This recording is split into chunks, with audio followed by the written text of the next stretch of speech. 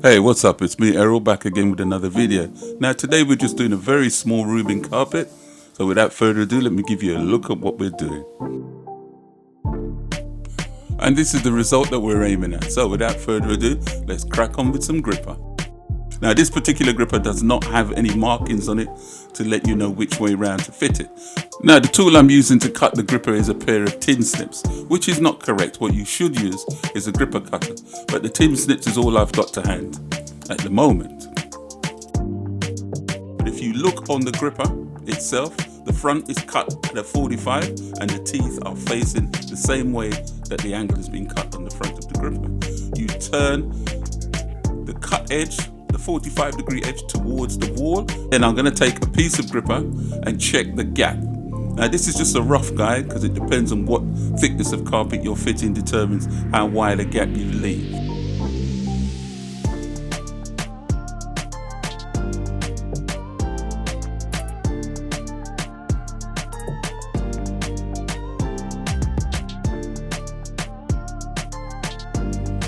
There you go.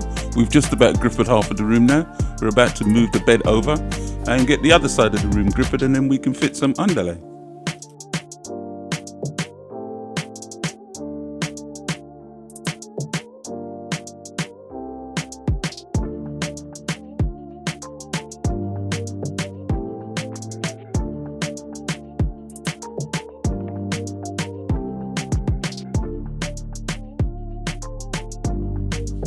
Right, what we're going to do here, we're going to put some gripper across the doorway because we're not putting any underlay or carpet in the little cupboard. So therefore then we need something to stretch the carpet onto, so we'll put a sticker gripper in the doorway. And now that we've finished all the gripper work, we're now ready to put down some underlay. So without further ado, let's put down some underlay. The underlay we're using today is a 10mm underlay. A small room like this will only require one bag of underlay. We'll make 2 runs and that should be it. The underlays that we tend to use tend to have 15 square meters in a bag. There are some underlays that have less. I've yet to come across one that's got more, so 15 square meters is about the average. So a room of this size requires 1 bag because it is a very small room. Because it is a small room, we'll cut both runs of underlay in one go.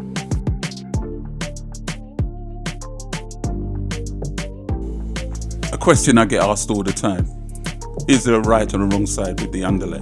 Yeah, you do need to be careful. Some underlays will have a right side and a wrong side. This particular one does. One side is smooth and one side is rough. So therefore, then when you're fitting the carpet, it's better to have the smooth side up. It helps the sliding of the carpet. I do apologize, I haven't given you a rundown of the tools we're using. I'm using a straight blade. That tool in my hand then is a hammer staple. I will also be using my knee kicker. Well, what I'm doing here is making sure that the wire is out of the way before I use the stapler. And I should do the same all the way along the side here where the gripper is. I should move the wire further in so that we can stay the edge of the underlay down. If you look at the doorway, I've left a gap with the underlay. So now what you need to do is put a piece of underlay in there. Otherwise, when you put the carpet down, you'll get a dip. So that would be my next task, is to put a piece of underlay in that gap there. And now that we've filled that gap by the doorway, we should move on and cut that second run of underlay, as I was telling you we were going to do. Because we've got a bed in the room, it's easy if you cut both runs of underlay at the same time.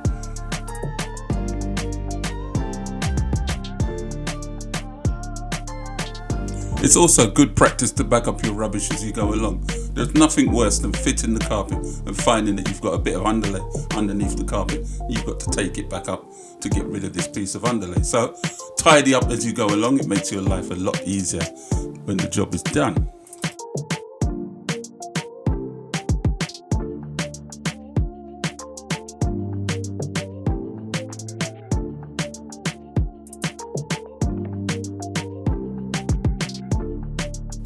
Right, there you go. That's our second run of underlay cut. Now we're going to measure the room because the carpet is 4 meters long and the room is not. So we'll measure the room and then we'll go downstairs and cut the carpet, and then we'll come back up and start fitting. Oh, there you go, we're back with the carpet now. So we've laid the carpet out in the room. I am now just cutting off the excess waste.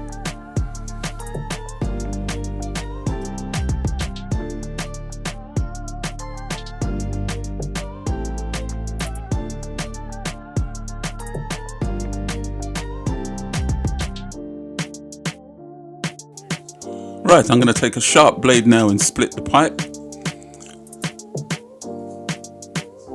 I said a sharp blade. Now I'm going to make a V cut in the corner so that the carpet sits flat.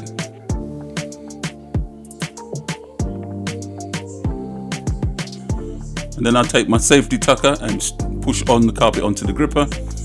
And then I'll use my hook knife and trim it down. And basically that's how you do it. I've hooked on the top end of the carpet now. Then I shall move to the other side, the other end of the room, and stretch the carpet onto the gripper at the other end, using my knee kicker.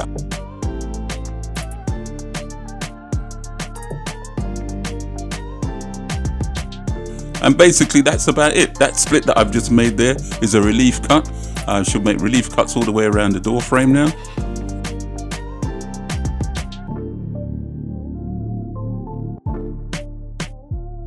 Then I'll trim and tuck. And basically that's it. That is how you fit a carpet. I shall rinse and repeat on the other side of the room.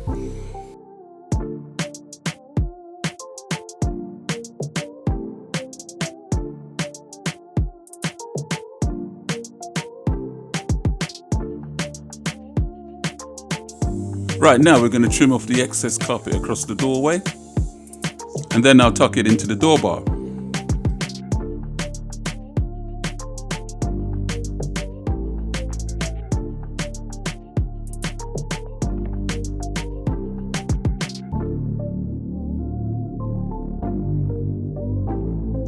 And then I give it a quick stretch with my knee kicker.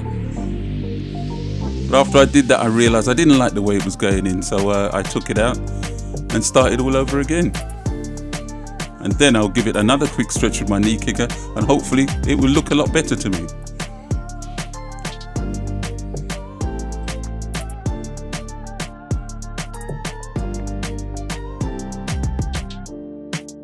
The best thing you can have when you're fitting carpet or vinyl is a sharp blade.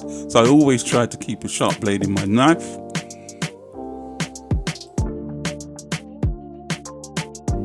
Yeah, what we'll do now is finish stretching this end of the room.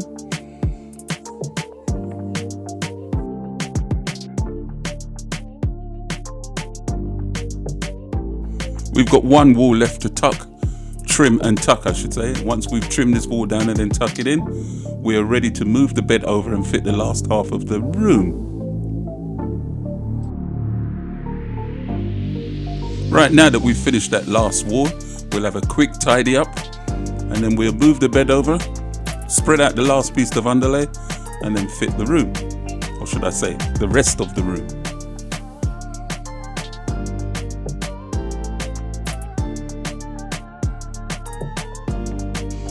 If you've got this far in the video, thank you for watching. Now, don't forget to go and check out my playlist. And while you're there checking out my playlist, also hit the subscribe button. And don't forget to hit that notification bell so that you know whenever I upload a new video.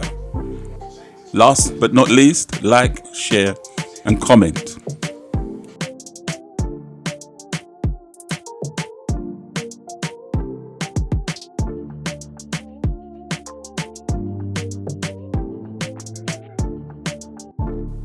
Right, as you can see, I'm just making a series of relief cuts around the door frame and in the corner. And now we're going to trim down this last bit of wall, tuck it in, and then we are going to put the carpet underneath this door.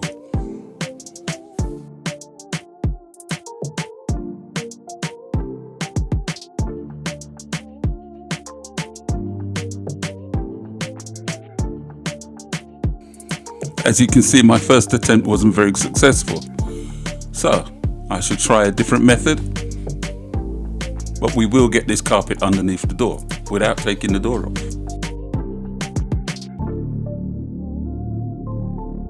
Now that we've got the door open, I shall use the knee kicker to stretch the carpet onto the gripper that we've put in the doorway.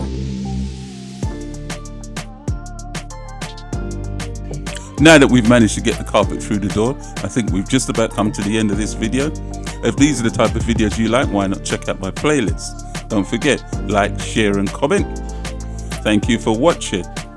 And check out this next video coming up now.